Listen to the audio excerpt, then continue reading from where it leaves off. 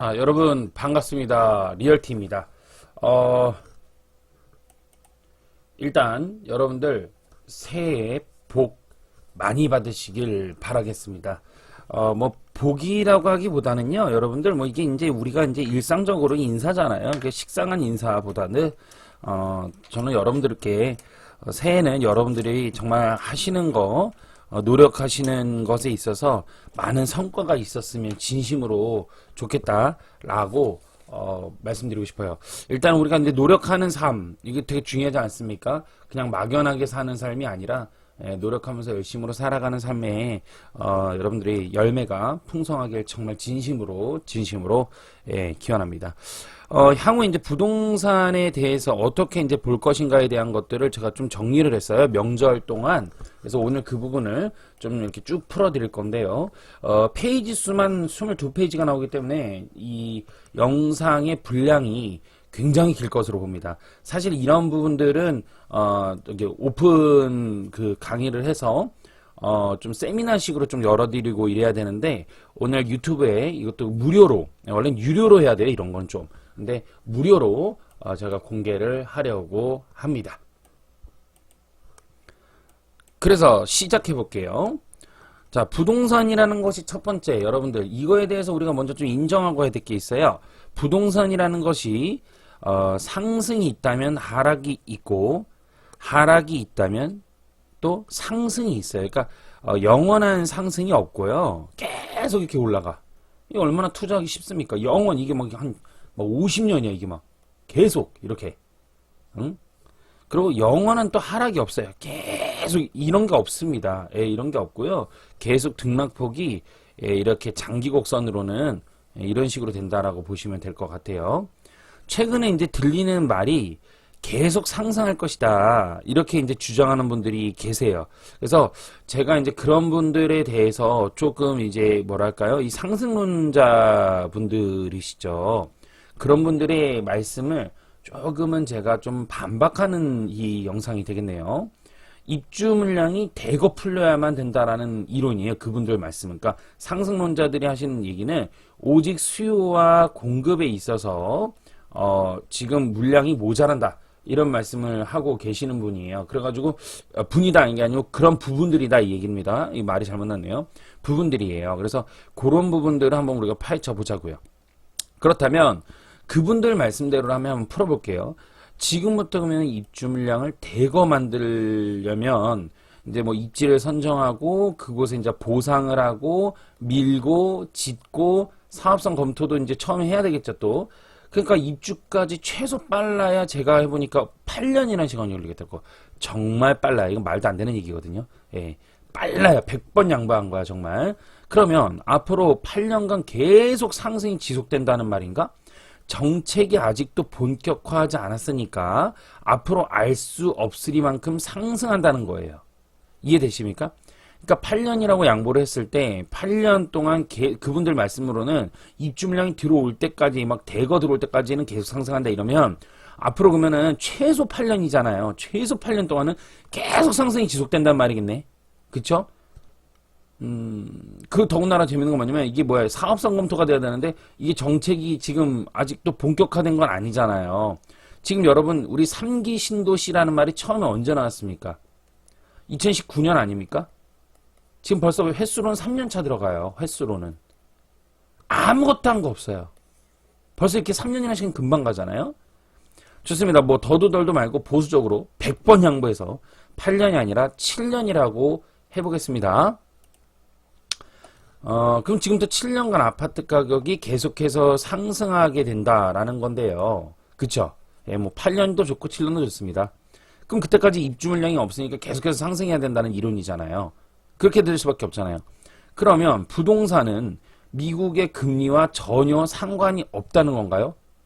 자, 지금 이제 금리 인상 얘기가 나오고 있죠. 그죠? 금리 인상 얘기가 나오고 있는데, 이분들 말씀으로는 오직 수요와 공급밖에 없다, 이렇게 말씀을 하신다라고 한다면, 그렇다면 지금부터는 1번 8년 동안은 계속해서 올라야 된다는 얘기네. 그것도 8년이 아니죠. 사업성 검토해서 본격화되는 것부터 8년이니까 지금 아직 그것도 안 됐으니까 더 갈 것도 더 봐야 되는 것도 있고, 그죠? 두 번째는 뭐죠? 두 번째는 금리랑 상관이 없다는 이론 아닙니까? 그쵸? 우리나라 금리와 이따 뒤에 가서 풀어보죠. 우리나라 금리와 전혀 상관이 없다는 건가요? 그것이 만약에 맞다면 금리의 인상에 따른 부동산 하락이라는 건 도대체 그럼 언제 이것이 시장에 쓰이냐라는 부분들입니다. 지금 같은 때에 금리 인상을 하는데 부동산이 상승한다고 하면 금리 인상을 하는데도 부동산이 상승한다. 그러면 금리하고 부동산하고는 상관관계가 우리가 일반적으로 알고 있는 거하고는 안 맞네. 그쵸? 금리를 인하했을 때 부동산이 보통 오른다인데, 그죠? 그럼 상관이 없다는 얘기인가? 이분들 말씀대로라면? 저번에도 누차 말씀드렸지만, 금리가 5%일 때도 부동산이 올랐다라고 얘기하는 이론이 있어요. 그거는 7%에서 5%로 내려가는 시점에서 부동산이 올랐다고 하는 것이죠. 즉, 금리를 낮추었기에 올라간 거예요. 7%에서 5%로 낮췄으니까 올라간 것이지, 금리가 높았던 때도 부동산이 올랐다. 5%일 때도 금리가 이렇게 높았는데도 부동산은 올랐다. 라고 말하는 것은 찬물더물 이론을 모른다라는 거예요. 찬물더물 이론. 예? 제가 스타벅스를 가잖아요. 실제로요. 그럼 따뜻한 커피를 시키고 얼음 3조각 정도를 넣어달라고 합니다. 3조각으로 해서 뜨거운 커피가 찬 커피가 되진 않아요. 여전히 뜨겁죠. 다만 온도가 99도였던 커피가 96도로 내려가는 현상은 발생할 겁니다. 물론이지 뭐 97도가 될 수도 있고 이게 예를 든 거죠. 그렇다면 96도가 되었으니까 99도 마실 때보다는 좀 더 수월하겠네요. 마찬가지예요. 금리라는 것이 0.25%씩 조정하거든요. 왜 0.25%씩 하냐? 정해진 건 없어. 그냥 그게 유례라서 계속 그렇게 하는 거예요. 처음에 그렇게 했어서. 그래서 7%에서 5%로 내려왔을 때 금리 인하로 인해서 유동성으로 풀려서 오른 거라는 거예요. 아까 말씀드린 대로. 그러니까 금리가 내려갔으니까 7에서 5로 내려가서 자금을 풀었으니까 부동산이 올라간 거라고요. 이때 여전히 금리는 높죠. 그러나 온도는 내려간 거죠. 스타벅스로 따지면, 커피로 따지면. 이해되십니까? 반면 아까 96도라 그랬잖아요. 여전히 온도는 높은 거 뜨거워. 이거 데여요. 그죠? 근데 어때요? 여전히 온도는 높아요. 반면 1%에서 2%로 올린다면 지금은 어때요? 1%에서 2% 올리는 거죠. 금리를요. 그러니까 기준점이 어디였냐가 중요한 거야. 1에서 2로 올라갔느냐 7에서 5로 내려왔느냐가 중요한 거죠. 예. 반면 올린다면 지금에서 유동성을 거두는 거니까 가격은 내려간다라는 거예요. 그러나 금리를 올리더라도 옛날처럼 5%까지는 안 올릴 거예요. 지금부터는. 그러니까 제가 말씀드린 건 뭐냐면 대출금리는 올라갈 수도 있어요. 근데 대출금리가 5%까지는 안 가고 중앙은행의 이제 금리 기준, 금리 기준으로 한국은행에서 올리면 다 도산된다는 얘기지. 거기까지 올리면 말이 안 된다는 얘기야. 그러니까 그 정도는 안 올라갈 거고요. 일반적으로 시중은행 금리가 5%야 코앞에 닥칠 수 있지만 뭐 또 그렇지 않아요. 실상. 또 뭐 이렇게 5% 닿는다고 하는데 보세요. 또한 실상 지금 뉴스에서 5에서 6% 벌써 왔다고 막 이런 언론에서 이런 뭐 얘기가 나오고 있거든요. 제가 실전을 띄고 있어요. 제가. 그리고 제가 대출이 있어서 압니다. 합니다가 압니다. 예? 누가 그래요? 누가? 아휴 전혀 아닙니다. 0.3% 올랐어요. 대출금리도 실제로. 그럼 지금 5%라는 거는 뭐죠? 그 사람 이게 막 정작 쓰고 있던 사람들. 정작 쓰고 있던 사람들이에요. 그러니까 말씀 자꾸 드릴게요. 제 수업에서도 그게 나오는데 출산율에 대한 거 제 수업 들으신 분들 출산율에 대한 오해 이거 들으셨죠? 제 수업들. 그러니까 보세요. 들으신 분들은 더 이해가 쉬우실 텐데 이게 그러니까 3.8% 쓰던 사람 그러니까 죄송합니다. 4.5% 쓰던 사람이 5%가 됐어요. 그럼 이게 5%만 방송하고 있잖아, 지금. 대출금리가 5%가 되었습니다. 뭐 그러면서 사례가 나오잖아. 그러니까 애초에 이 사람은 4.5 쓰던 사람이야. 그러니까 5%가 됐다 이렇게 얘기한다고요. 4% 쓰던 사람이야. 그게 5%된 거야. 애초에 금리가 좀 있었어 이 사람이요. 갑자기 여러분 1% 쓰던 사람이 5% 되진 않았어요. 그쵸? 예, 이런 사람 있으면 데리고 와봐. 나 1% 쓰던데 갑자기 금리 인상으로 인해서 5% 됐다. 없어요 그런 사람. 이게 기준금리가 0.25% 오르면 시중은에서 1에서 1.25% 오른다는 이론인데 그렇게 갑자기 올리면 은행에서 오히려 이자를 회수할 수가 없어요. 여러분 부채 여러분 그거 아세요? 세금이랑 이자에 대해서 아세요? 세금과 이자? 이거에 대해서 알려드릴게요. TV 같은 거, 영화 같은 거 보면, 옛날에 막 이자를 막 이렇게, 조폭들이 막 35% 해가지고 월 이자를 막 예를 들어 1,000만 원 빌려주고 와가지고 한 달에 35만 원씩 가져가 막. 그러면서, 어이, 형씨 돈 갚아야지. 뭐 이런 거 있잖아. 이거 지금 이런 시대가 아니야. 아주 그 옛날이지. 이게 찾기도 힘들어, 이런 거. 이런 건 갚지 않아도 돼요. 혹시나 주의에 있다. 여러분, 법정 이자 이상 나오면 갚지 않아도 되는 거가 돼버립니다, 이제는. 예, 보세요. 이러면, 예를 들어서 35%. 이게 처음에나 그렇지. 나중에 갚을 수 있어요, 없어요? 못 갚아요. 마찬가지입니다. 세금도 똑같거든요. 세금도 낼 수 있는 정도를 해놔야지만 내요. 먹고 살아야만, 그래야 세금도 걷고 국가가 돌아가는 겁니다. 그래서 나라에서도 그걸 알아요. 그래서 세금 하루아침에 빵 갖다 때리는 경우가 없어요. 그건, 자, 보세요. 그 세금을 한 번에 왕 때린다. 이건 뭐냐면 죽으란 얘기야. 그 무슨 얘기인가? 여러분, 저는 얘기했죠. 부동산을 하는 거에 있어서 지금 시장에서는 사실은 법인으로 하는 것이 더욱더 맞다라고 저는 얘기했어요. 왜냐? 법인으로 하게 되면은 종부세, 가만히 있어도 종합부동산 세금을 내야 되고, 양도세도 20%나 갑자기 올라갔고, 대출도 전면 금지시켜버렸어요. 하루아침에. 확 했죠. 왜? 다들 법인으로 몰리니까. 그쵸? 그러면서 이거에 대한 얘기도 했었죠. 막. 결국엔 보세요. 2018년, 2019년, 특히 2019년이네요. 똘똘한 한 채 이야기했는데 전 똘똘한 한 채를 지향하지 않았습니다. 저는 원하지 않았어요. 이거 안 된다. 아니다. 그렇게 하는 게 아니다. 똘똘한 한 채 웃기지 마라. 결국 여러 채 가진 사람이 이긴다 했는데 여러 채 가진 사람이 이겼거든요. 나중에 보십시오. 법인 가진 사람이 이기게 됩니다. 2024년 내지 2025년 가잖아요. 결국엔 법인 가진 사람이 이기게 된다라는 것이 나와요. 다만 이제 나라에서 이 법인으로 지금 들어왔던 사람들을 어떻게 해야 되느냐 고민을 해보면 이 사람들을 서서히 풀려나가게끔, 즉 법인에서 무장해제하게끔 해야 돼요. 그러면 어떻게 되냐면 개인에 대한 부분들을 풀어주면 됩니다. 그럼 사람들이 살살 자연스럽게 빠져나가요. 정책이라는 건 이렇게 하는 거거든요. 자, 세금으로 다시 돌아올게요. 세금으로 다시 돌아와서 세금도 마찬가지예요. 법인에 대해서 왕 때려서, 그러면 이게 뭐냐면 법인에다가 세금을 갑자기 확 때렸죠. 이 얘기는 즉슨 법인으로 하지 말란 얘기야. 왜 그럴까? 이게 돈 되니까. 그런 거거든. 그렇게 읽을 줄 알아야 돼. 시장을 독특하게 읽을 줄도 알아야 돼요. 결국 그게 맞지 않습니까? 이게 세금이라는 것도요. 서서히 걷어야 돼. 서서히. 근데 갑자기 왕 때리면 이 사람들 일 안 해요. 시위나 가지. 이거 알까 모를까? 알아요. 그렇게 갑자기 올리면 은행에서 오히려 어떻게 된다? 이자를 회수할 수가 없어요. 그래서 오히려 원금 회수 리스크가 직격탄도래합니다. 갑자기 막 올려버리면. 금리가 올라간 건 사실이에요.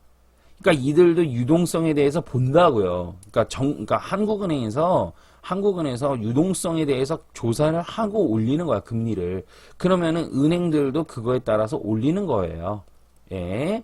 그러나 갑자기 그렇게 시장이라는 거가 확 변하거나 그런 건 아니라는 거죠. 그래서는 안 되고. 예. 자, 볼게요. 다시 본론으로 돌아와서 부동산에 대한 부분도 그래서 우상향 되는 거예요. 그러니까 금리를 어떻게 된다? 금리를 내린다. 점진적으로. 그러니까 얘가 장기적 여기서 말하는 건 장기적은 뭐 20년, 30년 얘기하는 겁니다. 제가 말씀드리는 건 장기적 우상향하는 거예요. 초장기적.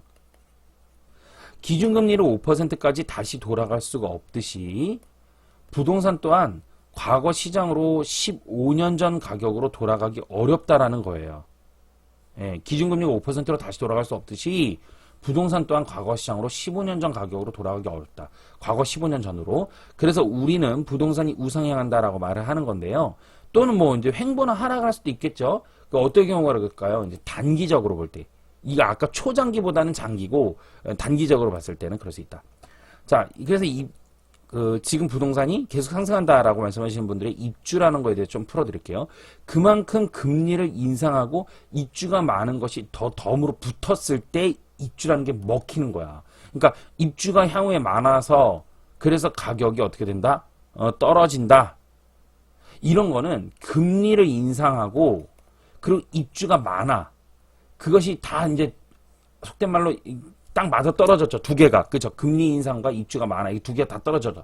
그럴 때 입주 물량이 많아서 하락하는 거예요. 즉 부동산의 기초이자 기본이 입주량을 본다고 하잖아요. 근데 시장 경제를 보면서 그걸 봤을 때 맞물리면 밑으로 곤두박질 치는 거거든요. 그 대표적인 것이 바로 어디다? 대구하고 여순강이 되는 거예요. 여기 대구 같은 경우에 여러분들 다 아시겠지만 향후 입주 물량이 많지 않습니까? 그쵸? 예. 그 어디 또 제가 이야기하는 양주도 그 케이스가 될 거라는 거예요. 우리 한번 여러분 제가 오늘 하나 짚고 넘어가야 될 것 같아 내가. 양주에 대해서요. 좀 볼게요. 제가 양주에 대해서 좀 볼게요. 제가 양주 영상을 올렸더니 뭐 비난의 글이 뭐 장난이 아니야. 양주 그 카톡 모임방에 아마 제 거가 공유된 것 같아. 어마어마한 조회수가 막 올라가고 이 양반 떠드는 거 봐라 뭐 이 인간 떠드는 거 봐라 뭐 이러지 않았을까 싶어. 그래서 영상이 뭐 졸지 갑자기 고맙게씩 대박은 났는데 이 대박난 영상에 양주에다가 투자를 하거나 양주 가서 거주하시는 분들이 댓글을 욕을 해요. 그래서 제가 이게 좀 보여드릴게요, 여러분들. 자, 보세요. 이분은 이게 필명 봐. 니은, 지읒, 니은, 기읒, 시읒, 기읒님. 대림 4차 메트로폴에 10억 찍는다. 봐라. 광역철도 7호선 한다. 오케이 100% 한다. 그러면서 저한테 하는 얘기가 전문가 공부 좀 하래요. 그럼 제가 여쭤볼게요, 한번 이분한테. 제가 전문가 공부를 안 해가지고요. 제가 세종시 하락하는 것도 맞췄고요. 예, 전문 공부 안 해서 서부대대세 여순강이라 해가지고 다 지금 서부대대세 여순강. 이거 다 맞췄거든요. 지금 현재 다 맞춰가고 있거든요. 예, 제가 전문가로 공부 안 해서 그렇습니다. 예, 기가 막혀요. 그래서 제가 이분이 말씀하신 거 한번 봤어요. 대림 4차 메트로폴레를. 봤더니, 아실 기준으로 봤더니, 혹시, 저 댓글 주신 분께 여쭤볼게요. 이 이편한 세상 메트로 얘기하는 건가요? 혹시? 이거 말씀하시는 거 맞죠? 예, 요거. 실거래를 34평짜리로 기준, 내가 30평 찍어보진 않았네. 자, 볼까? 자, 34평짜리 기준, 30평은 더 하네? 34평 기준으로 했더니요, 거래가 언제 됐냐면, 매매가 2021년 3월 달에 4억 500 찍은 게 다예요. 이게 여러분, 지금 2월 달이거든요? 여러분, 22년 2월이잖아요? 1년 전이에요. 그러니까 11개월 전이에요. 11개월 전에 하나 찍은 거예요, 그것도. 8층, 이렇게. 근데 더 재밌는 게, 그로부터 또 전에, 이거 보세요. 간격이 차가. 이거 한번 보시겠어요? 이게 입주장이 열릴 때, 이게 초반이거든요, 이게. 그래서 뭐, 별로 안 올랐어. 안 올랐어, 이게. 뭐 좋다 이거야. 아이고 뭐 그럴 수 있지 뭐. 그래서 제가 한번 봤어요. 21년 3월달 1년 전에 거래되고 지금까지 거래가 안 됐는데 지금 전 깜짝 놀랐잖아. 이거 한 8억 되는 줄 알았어. 그래서 봤는데 이분이 10억 찍는데 그러나 봤다? 그러니까 4억 5백이야. 아니 이분 얘기는 지금부터 6억이 오른다는 얘기잖아요. 그러니까 미친 거야 사람들이. 완전 거품 장세에 미친 장세가 이제 사람들이 제정신이 아니거든. 막 올라가 막 10억 간다고 자기네들끼리 응원하고 화이팅해봐 시장을 이길 수 있나. 그게 되는 게 아니거든요. 그래서 제가 한번 매물이 없나 봤어요. 또 없나 해가지고 봤더니 큰 평수로 해가지고 봤더니 보세요. 6층이 6억에 있어요. 그러면서 최저가 금매래. 허이 참나. 그리고 4층 6억 2천, 뭐 중층 6억 2천. 매물이 없는 줄 알았어 저는. 매물이 이렇게 있어요. 근데 보니까 어때요? 거래가 안 되고 있어. 호가 6억으로 떡하니 올려놓고 세워라 내워라 있는 거야. 거래가 안 되는데. 근데 하는 얘기가 6억. 자 여러분 제가 이걸 딱 보면서 어떤 생각 들었는지 아세요? 제가 이거를 양주를요 하락한다 거의 확신을 했어요. 거의. 왜? 이게 세종시에서 있었던 현상하고 똑같아요. 지금 똑같아요. 여기 지금 양주가죠 단합하고 있을 겁니다. 아마 단합해가지고 지금 딱 상태 보니까 가격 6억 이하로 내려놓으면은 부동산하고 거래하지 말아라 이런 얘기가 나오는데 지금 맞아요. 실제로 그 양주의 어떤 데이터 분석이나 이런 걸 봤을 때 세종하고 지금 똑같습니다. 지금 그때 세종시의 어떤 2021년 뭐 중순쯤 그때랑 지금 똑같은 현상들이 나오고 있거든요. 여름쯤이죠. 그러니까 이쯤. 예. 그러니까 이쯤 똑같아요. 그러면 이쯤 가면 양주 가면 어떻게 되냐면 단합하고 있을 거예요. 부동산에서 6억 이하로 만약에 내놓는다. 그러면 절대로 그 부동산하고 뭐 거래를 끊으라는 둥, 뭐 시세, 이게 6억 이하 내놓으면은 이게 시장성이라고 보지 않아요. 그 부동산이 가격 조정이, 그러니까 흔들린다고 생각해. 자기네들이 흔들려고 노력하는 건 생각도 안 하고. 가격 떨어진다고. 아유, 그런 식으로 보는 거 아니다. 절대 그런 식으로. 참 네이버 부동산에서 매물이 이렇거든요. 자, 다시 본론으로 돌아올게요. 그래서 양주도 대표적인 케이스가 될 것이다. 이런 식으로 이제 말씀드리는 거예요. 금리 때문에. 그래서 대출 이율만 올리고 대출의 한도는 그대로 둔다면, 자, 보세요. 대출의 이율은 올려. 이자는. 예. 그리고 대출의 한도, 금액은, 그대로 둬요. 그럼 어떻게 되냐면, 은행에서 대출을 무제한으로 풀 것입니다. 이해되십니까? 대출 이율을 올리고, 대출의 한도를 만약 그대로 둔다면, 대출을 무제한으로 풀게끔 만약 둔다면, 은행에서 이제 대출을 무제한 푼다는 거죠. 그리고 그 대출의 이자가 매우 클 것이에요. 예, 매우 클 것이에요. 대출의 이자가. 그러다 보니까 단연 높은 고점에 무리한, 뭐 말을 이렇게 썼네. 죄송합니다. 단연 높은 고점에서 무리한, 고점에서 무리하게 대출받아서, 사신 분들은 만세 부르는 상황이 되고, 은행은 경매를 넣어도 어떻게 돼요? 회수가 안 되는 거지. 은행에서는 경매를 넣어도, 회수가 안 돼요. 회수가 안 되고, 그리고 도산이 되는 거죠. 은행이 회수를 못 하니까. 그쵸? 이게 뭐야? 2008년도 서프라임이잖아요. 미국에서. 그죠? 그러다 보니까 정부에서 이것을 막기 위해서 어떻게 했다? 대출을 급격하게 막았잖아요, 이번에. 계속. 그죠? 작년에 막았잖아요. 그러면 단연 매수세가 안 붙은 거지. 못 붙지. 돈이 없는데? 돈 안 빌려준다는데. 그죠? 매수세가 안 붙어버리는 현상이 부작용도 지금 발생하겠죠? 그럼 당연히 가격은 더 상승하기 매우 어려워지는 거가 돼버리는 거예요. 금리는 올리고요. 한마디로 금리는 올리고 대출은 좀 풀어줘야 돼요. 이거는 그 얘기입니다. 지금 대출은 좀 풀어줬어요. 예를 들어서 그러면 사람들이 막 대출 받아가지고 이제 하는데 갑자기 대출을 딱 금지시켜버려. 그 상태에서 금리를 올린다는 얘기야. 대출 금지. 그리고 금리 올려. 이래. 그러면 이 물건을 무슨 얘기냐면 이 물건을 다른 사람한테 토스해야 되는데 다른 사람이 토스 받을 수 있어 없어? 없죠. 왜? 대출을 안 해주니까. 이 사람한테. 그 상태에서 금리 올려봐. 이 쥐고 있는 사람은 어떻게 되는 거야? 고점에서 잡은 거지. 그 상태에서 남한테 이 폭탄을 못 돌리는 거야. 그러니까 당연히 무너지는 현상이 발생하고 그러니까 나중에 만세 부른 거야. 이자 내다가 만세 부른 거죠. 지금 많아요. 수도권에. 못 팔아서 난리야. 다들. 진짜로. 못 팔아서 난리야. 그동안 이자 낸 게 있는데 이제 한숨 쉰다 그분들. 한숨 쉬어요. 지금까지 이자 낸 게 한 달에 300만 원씩 해가지고 1년을 낸데 벌써 3,600만 원인데 집이 안 팔려. 팔려야 되는데 가격은 못 내려. 왜? 세금 또 더군다나 있거든. 환장하는 거죠. 지금 딱 이 현상이 발생한 거예요. 지금 많을 거예요. 응? 결국 그런 사람도 어떻게 합니까? 부채 못 갚는 거죠. 나중에는 300만 원씩 갚다가 만세 부르는 거야. 그리고선 경매로 넘기는 거죠. 넘기고 싶어 넘겨? 여기서부터 여기 넘겨올 때는 오죽하겠어 속이? 그동안 가진 거 다 날릴 텐데 갭으로 들어간 금액 몇 억 다 날리고 대출도 남겨. 그 갭 금액도 영끌한 거야, 영끌. 신용대출 땡겨단 거고 퇴직금까지 땡겼을걸? 그거 환장하는 거 아닙니까?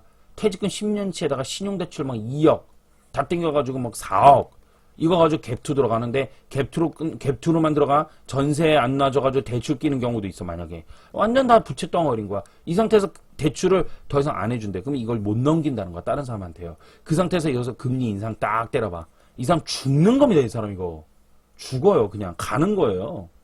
그래서 경매를 넣었어. 문제는 뭐냐면 경매를 넣었는데 경매에서 누가 낙찰을 받아가야 돼. 근데 경매로 인한 낙찰에 대해서도 대출이 안 되니까 가격 경쟁력이 낮아지겠죠. 가령 예를 들어서 13억짜리 집이 경매 들어가서 10억에 낙찰이 됐어요. 그럼 10억 가진 사람, 순수 현금 100% 10억 가진 사람이 많아요, 적어요? 적죠. 그러니까 또 유찰되는 거야. 7억. 여기서는 한 2명 되겠네. 예를 들어서. 그리고 나서 5억 되겠다. 그럼 여기는 뭐 한 5명 되겠다고 쳐. 가격이 점점 내려가는 거죠. 그렇죠? 예. 그러면 당연히 가격이 경매에서도 이렇게 싸게 건져지니까 매매는 더욱더 안 될 테고, 그럼 매매도 사람들이 13억에 내놨던 거가 11억까지도 내려갈 수 있는 거죠. 그럼 가격이 점점 빠지는 현상들이 도미노 현상이 이제 발생한다는 거죠. 경매로 이제 그 가격 될 바 그냥 더 싸게 내놓으면 1억이라도 더 받겠다는 심리가 작용하게 되고, 경매에서 낙찰가 그렇게 됐다고? 경매잖아, 경매. 처음에 뭐 또 둔감한 사람 하는 말. 경매잖아. 조금 그나마 뭐 그보다 좀 나은 사람이 하는 얘기는 그러면 좀 1억이라도 더 싸게 내놔야겠다.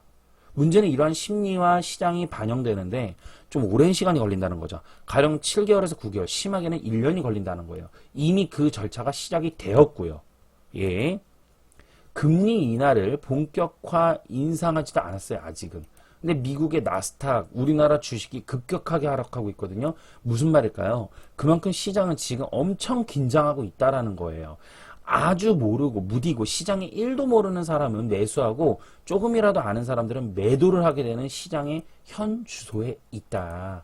이렇게 보면 될 것 같아요. 이처럼 금리 인상이라는 것이 부동산에서 빼놓을 수 없는 중요한 부분입니다. 금리 인상에 대해서. 이거 빼놓을 수가 없어요. 부동산에 대해서. 이 외에도 가격, 소득지수, 통화공급량, 구매력지수, 매매심리지수, 거래량, 시장 강도, 입주, 미분양, 분양, 열기, 투자자 심리지수, 그 다음에 주식시장, 채권시장, 미국 국채금리, 미국 다우지수, 위험 VIX, VIX. 이런 지표 다 와야 되는 거예요, 사실. 여러분들. 그러니까 전문가 영역이에요, 사실은. 예? 전문가 영역입니다. 시장이 보는 지표는 13가지가 넘어요. 이런 걸 모두 무시하고서는 단순히 수요 입주만 가지고 얘기하면서 지금 상태에서 부동산이 더 오른다? 글쎄요. 그럼 겸손하게 한번 여쭤보겠습니다. 그럼 그 오른다라고 한 그 돈이, 그러니까 오른다라는 건 누군가 매수가 붙었다는 얘기잖아요. 그죠? 그 붙은 그 돈, 그 사러 온 돈, 그 돈 도대체 어디서 만들어 놓은 거죠? 많은 사람들이 있다는 얘기인가? 그러니까 그런 얘기 있어요. 에르메스인가 에르메스 가방? 2천만 원씩 한다면서요? 전 잘 몰라서 그쪽으로는요. 그렇게 비싼 가방이 그렇게 비싼데도 불구하고 가방을 사는 이유가 뭐냐? 이런 얘기를 해요. 왜? 품귀해서라 같다는 거야. 귀해서 그렇대. 그러니까 좋아. 근데 품귀한데요. 그럼 여쭤볼게요. 남성분들 같은 차 같은 경우 벤츠 타고 싶잖아요, 다들. 그죠? 아우디, 벤츠, BMW, 이런 독일차 타고 싶고, 더 포르쉐 이런 거 타고 싶은 분들도 계실 거예요. 누구나 타고 싶어 하는 욕구는 있어요. 없는 사람은 한 명도 없어요. 근데 살 수 있는 능력이 안 되죠. 재화 물품을 구매할 수 있는 구매력이 안 된다는 거예요, 구매력이. 지금은. 구매력이. 지금까지는 돈 빌려줬거든요. 근데 이 돈을 안 빌려주니까 구매를 못해. 그럼 당연히 수요가 실질적으로 체결 수요가 안 되는 거죠. 그러니까 가격은 당연히 빠질 수밖에 없는 건데, 가방이 오르니까 이 가방이 오르는 이유는 품귀해서 그렇대. 그러면 저한테 누군가가 아니 리얼티 어떻게 그렇게 자신만만하게 그렇게 말할 수 있는데 네 말이 맞다고 보냐? 그 뒤에서 검증할게요. 그렇다면 나오네. 결정적인 검증. 자 보세요. 서울 집 가격이 서서히 오르다가 급격하게 상승한 구간이 있어요. 언제냐면 서서히 오른다는 건 언제냐면 2013년 10월 기점으로 바닥을 보거든요. 그리고 나서 2013년 10월부터요. 2014년 3월까지가 초바닥이었어요. 이때가 6개월 동안이. 예. 그리고 나서 2019년 그 바닥에서 2019년 5월까지 완만하게 상승했습니다. 이렇게. 예. 완만하게 상승하다가 2019년 5월 기점부터 해가지고요. 여러분, 이게 완만하게 상승하다 정확히 이렇게 갔어요. 여기가 2018년인가 그렇고요. 여기가 2019년입니다. 이렇게 돼요. 요 1년 동안 완만한 조정을 받았어요. 이 조정, 여기 또 말씀드릴게요. 잠시만요. 2019년 5월부터 지금까지 이 각도가 대폭등을 했습니다. 여기 완만한 거랑 급이 달라. 대폭등을 했어요. 여기서부터 자고 일어나면 오르는 상황이 발생했죠. 그러한 상황에서 2018년, 2019년 조정을 또 가진 적이 있었습니다. 여기 2018년, 2019년에 완만한 조정을 가졌어요. 살짝 빠졌어요. 살짝. 그때 집값이 안 빠졌다라고 말씀하시는 분들도 계세요. 일반인들 분들 중에. 아니요. 빠졌습니다. 이거를 전 들은 얘기인데요. 리치고의 김기원 대표님이 그분이 이게 빠진다라고 예언을 했대요. 예측을. 빠졌거든요. 근데 안 빠졌다라고 말씀하시는 분들 계신데 이분들은 절대 부동산 하지 마셔라. 절대 하지 마셔라. 큰일 난다. 언제 빠졌는지 올랐는지 과거 데이터도 볼 줄 모르신다 그러면 큰일 나는 겁니다. 빠졌어요. 이땐 실제로. 그리고 볼게요. 2018년, 2019년에 집값이 완만하게 안정화되었고 근데 2018년, 2019년 사이에 매도하신 분들이 계시죠? 완전 그때부터 대폭등을 했는데 그쵸? 어느 유튜버께서는 그때 조정이 왜 왔냐? 서울의 입주량 때문에 그랬다라고 이제 말씀을 하세요.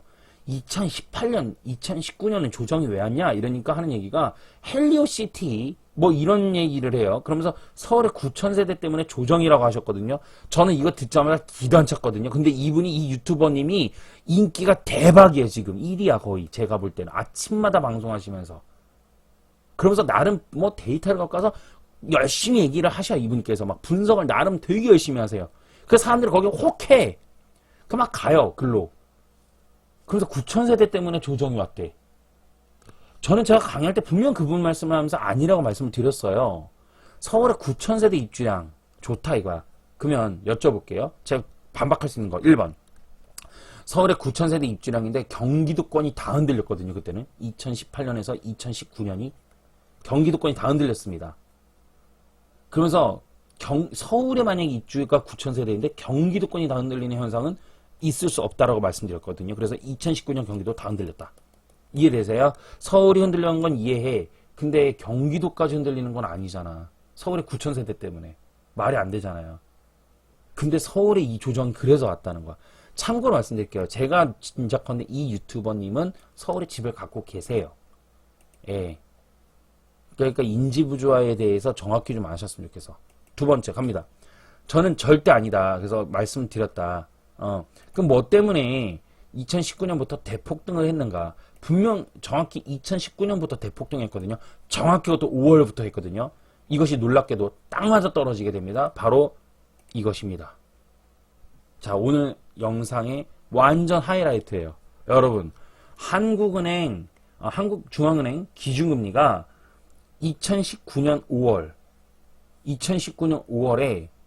1.75%에서 금리 인하를 발표합니다. 그리고 2019년 7월, 8월 막 내려갑니다. 계속. 그리고 대망으로 확 떨궈버립니다. 여긴 원래 0.25씩 해야 되는데 0.5를 해버려요. 여기 확 떨궈버려요. 네, 떨궈버립니다. 그게 왜 그럴까요? 코로나 영향이에요. 코로나로 인해가지고 계속 자금 풀어버린 거예요. 유동성으로. 자금 풀어버린 거예요. 코로나. 즉 현재의 부동산 추세는 코로나로 인해가지고 가격이 금리를 내리면서 가격이 올랐다라는 거예요. 그렇다면 코로나만 정리가 되면 되느냐? 뭐 그럴 수도 있고요.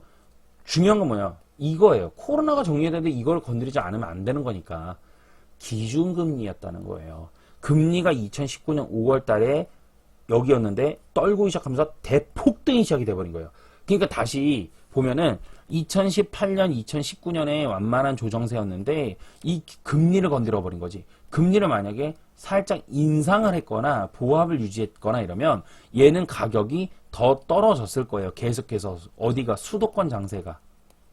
예. 근데 금리를 떨구는 바람에 이렇게 돼버렸다. 그러면 지금은 금리를 어떻게 하려고 한다? 금리 인상하려고 하잖아요, 지금.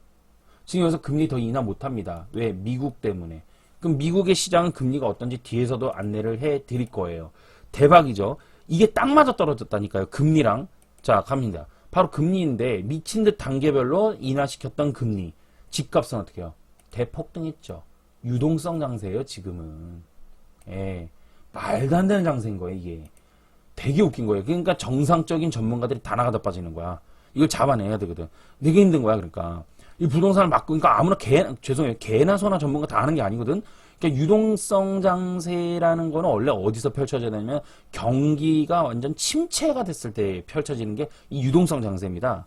대표적인 케이스가 이제 2009년도 서프라임, 2008년도 서프라임 터지고 나서 2007이지, 2007년도 서프라임 터지고 나서 2009년도에서 미국에서 이제 더 이상 하락하면 안 된다 해서 금리를 막 떨구면서 유동성 장세를 갖다 막 퍼부었거든요.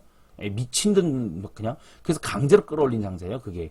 예, 그렇다면 이것이 정부 정책, 입주량 등 모든 걸 다 떠나서 1순위 바로 금리라는 거거든. 정부 정책이 어쩌고저쩌고, 입주량이 어쩌고저쩌고, 이것도 좋아. 인정. 시장에 반영이 돼야 되겠죠. 그런데 그게 아니라 바로 보다 금리라는 거예요. 딱 맞아 떨어지죠. 근데 대한민국의 지금 1위 유튜버 아침마다 하는 방송들 그거 따라가는 사람들이 수도 없이 받아요. 근데 이분들이 다들 금리에 대해서 얘기를 하지 않는다라는 거죠. 환장하는 거죠, 지금. 그쵸? 예. 금리, 미국에서 인상 소식이 있으면서도 우리나라 인상 중에 있습니다. 지금 미국의 시중 금리예요. 아직 안 올렸어요. 0.25%. 뭐 갈 때까지 간 거지. 예. 근데 이거를 만약 이제부터 어떻게 한다? 돌려 말해봐. 금리가 지금 바닥이잖아요. 올릴 거밖에 안 남았어요. 금리 인상해버리면 어떻게 될까요? 예, 떨어집니다. 그게 바로 지금 시장이 그렇게 움직여지고 있잖아요. 놀라운 건 뭐냐면 우리는 벌써 인상을 시작했다는 거예요. 그래서 2021년 8월 달에 인상을 했거든요. 금리를. 잘 보세요. 작년 8월입니다. 21년 8월.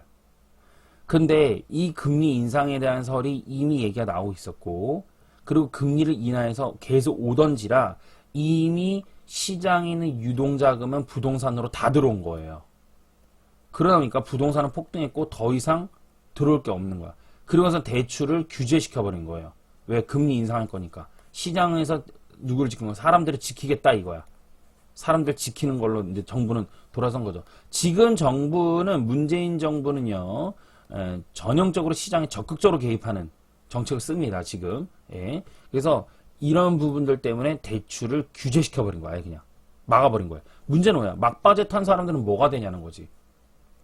어이가 없는 거죠. 그러니까 이렇게 내다보지도 못하고서 이런 식으로 가면 안 된다라는 거죠. 그럼 어떻게 갔어야 되냐? 제가 말씀드리잖아요. 금리를 이렇게 인상할 것을 미리 내다보고 단계별적인 어떻게 해라? 대출 규제를 했어야 돼요. 그래야만 나눠가는 거거든. 누구 하나 나가다 빠지는 게 없는 건데 한 명한테 독박 씌운 거야 그냥. 예, 큰일이죠 지금. 이렇게 된다. 이때가 무엇입니까? 21년 8월. 바로 제가 부동산 지인이 있을 적에 주식 팔아치우십시오 라고 한 공식적으로 발표한 날이에요. 다시 볼게요. 21년 8월 달 여기입니다. 여러분. 이쯤이었죠? 그래서 제가 뭐라 했어요? 부동산 지인이 있을 텐데 주식 파세요 라고 얘기했어요. 그때 당시가 코스피가 3150. 저희 카톡방 들어오시면 자 투표도 해놨어요. 제가 이때에서 그 예언한 거 그 증인 계세요? 그러니까 투표해놨죠. 많은 분들이 계세요. 지금 제가 그때 뭐라 했냐면 3150에서 2600선까지 빠진다고 예언했어요. 제가 딱 지금 2600선 맞죠? 그렇죠? 예, 몇 개월 만에 왔습니까? 8, 9, 10, 11, 12, 1, 2 딱 6개월 만에 7개월인가요? 7개월 만에 딱 왔습니다. 그대로 쭉 빠져버린 거죠. 그런 상태에서 더구나 재밌는 게 금리가 어때요 지금? 미국 금리가 왜 나와? 짠. 금리 어때요? 아이고. 금리 아이고 어디 갔냐? 아이고. 한국은 기준금리 어디 갔어? 저 위에가 있나? 여기 있네요. 예. 기준금리 어때요? 인상하고 있잖아 더군다나요. 그러니까 계속 빠지는 거예요 시장은. 해수라니까. 근데 부동산이 어떻게 안 빠져? 부동산도 이것 때문에 지금 움직인 건데. 어? 그러니까 지금 무리하게 대출 꺼내가지고 갭투 하신 분들 가는 겁니다 지금 이제. 그리고 수도권 부동산도 또한 얼어붙기 시작하고 서서히 그 모습을 드러내기 시작했습니다. 예. 그럼 앞으로 어떻게 되는데요? 향후 금리 인상으로 인한 부분으로 수도권의 부동산은 영향을 받아서 완만한 조정, 하락 단계로 치닫게 될 가능성이 높다. 시장을 반영하는 두 가지 요인이 있어요. 시장을 반영하는 두 가지 요인인데 하나가 뭐냐면 세금 정책이고요. 하나가 기준금리 부분입니다. 즉 대선을 앞두고 있는 상황에서 3월 초에 대통령이 누가 되고 어떻게 되느냐, 그리고 정부에서 부동산 대책을 어떻게 발표하느냐에 따라서 흐름이 더욱 확고해질 걸로 예상합니다. 세금 정책과 기준금리. 근데 문제는 뭐냐면 정부에서 누가 되든 대통령이 누가 됐어. 근데 세금 정책을 건드리면서 이걸 잘못 알고 있는 거야. 또 만약에 장관을 앉혔는데 그 장관마저도 잘못 알고 있는 거지. 그래서 세금만 건드린다. 그래서 세금을 빠지는 정책을 써버리는 거예요. 그러면 어떻게 되냐면 기준금리가 안 그래도 지금 어떻게 인상해야 되는 상황이죠. 미국 때문에라도 계속 인상해 나가야 되거든요. 근데 빠지는 정책까지 써. 그러면 하락에 불난 곳에 휘발유 휘두르는 거 돼버려.